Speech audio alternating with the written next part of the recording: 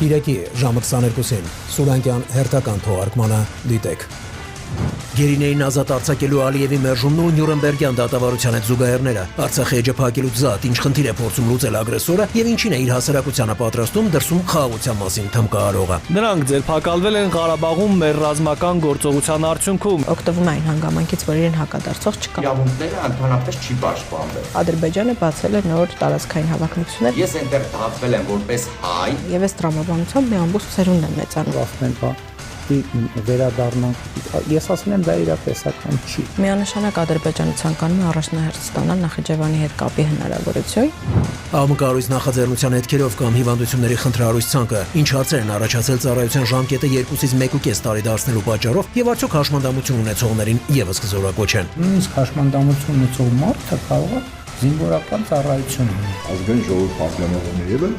ազատվել են, չէ՞ ծառայել։ Հիվանդությունների ցանկը այնքան է խստացված։ Առողջության հետ չի խնդիրը, այլ բանի հետ է խնդիրը։ Հիվանդների հաշվին առողջներին ազատել։ Այստեղ ունենալու ենք ավելի մեծ խնդիրներ։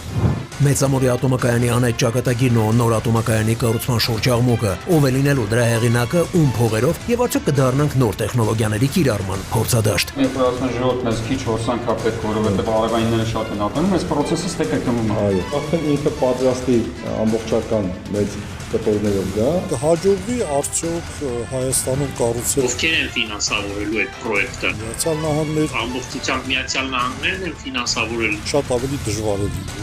Ոստիկանության նյարդերի ստուգում աչափնյակի կրակոցներն ու Զովունիում մահափորձի հեղինակի սանձարձակությունը, ինչ հանգամանքներում մահացավ վարորդի մայրը եւ ինչպես կողաշրջվեց հերթական բեռնատարը։ Գրակուցի հետքին։ Դու արեցան թոփիկը։ Էլի վիրավոր կա։ Մոտորն լապ ուկվել։ Միզո մի վիրավոր։ Մի քանի տեսակ զենք օգտագործել։ Հել։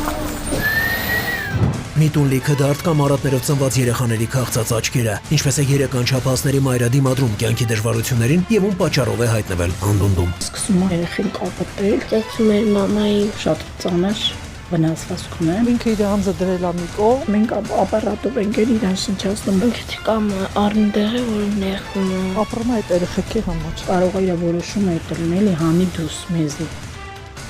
Ցավոտ հարցերի պատասխանները կգտնենք միասին։